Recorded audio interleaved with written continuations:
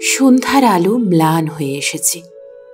দক্ষিণ কলকাতার ছোট্ট ফ্ল্যাটের বারান্দায় বসে অরূপা একা এক কাপ চা হাতে।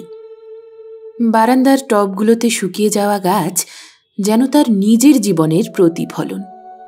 25 বছর আগে তার স্বামী রণজয় চলে গিয়েছিল, মৃত্যুর নয়, অন্য এক মহিলার হাত ধরে। তখন অরূপার কোলে 3 বছরের মেয়ে তিতলি। সে নিজের লজ্জা, রাগ আর অপমান লুকিয়ে মেয়েকে বড় করেছিল। তিতলি এখন দিল্লিতে চাকরি করে, মাসে একবার ফোন করে, তাও ব্যস্ততার তাড়ায় দ্রুত শেষ হয়। আজ অরূপার হাতে একটা চিঠি। ডাকপিয়ন সকালে দিয়ে গেছে। অদ্ভুত, আজকাল আর কেউ চিঠি লেখে না। চিঠিটা খুলে পড়তে গিয়ে থমকে গেল সে। অরূপা, অনেকগুলো বছর কেটে গেল।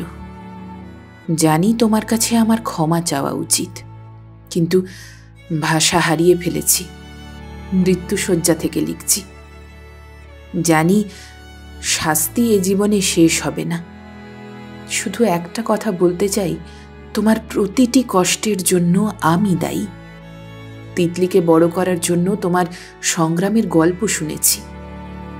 মৃত্যুর আগে শেষ একবার তোমার কাছে ক্ষমা চাইতে চাই। আমার কিছু নেই দেওয়ার মতো, শুধু দুঃখের স্মৃতি ছাড়া। যদি পারো আমাকে ক্ষমা করো। রণজয়। চিঠির শেষে একটা ঠিকানা, পুরনো বৃদ্ধাশ্রমের। অরূপা চিঠিটা পড়ে বারান্দায় গিয়ে দাঁড়াল। রাস্তায় সন্ধ্যার আলো ঝাপসা হয়ে এসেছে।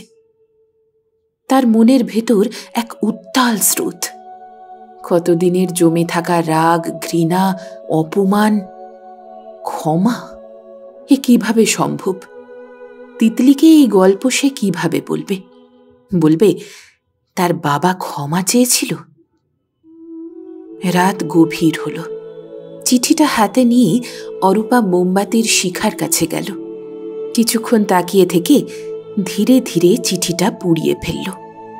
আগুনের শিখায় অক্ষরগুলো ধ্বংস হল। শূন্যতাতেও সে নিজেকে কিছুটা হালকা অনুভব করল।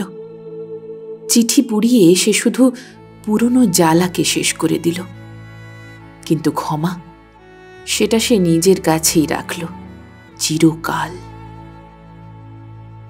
আপনারা শুনছিলেন গল্প একান্তে, একান্তের 3 মিনিট।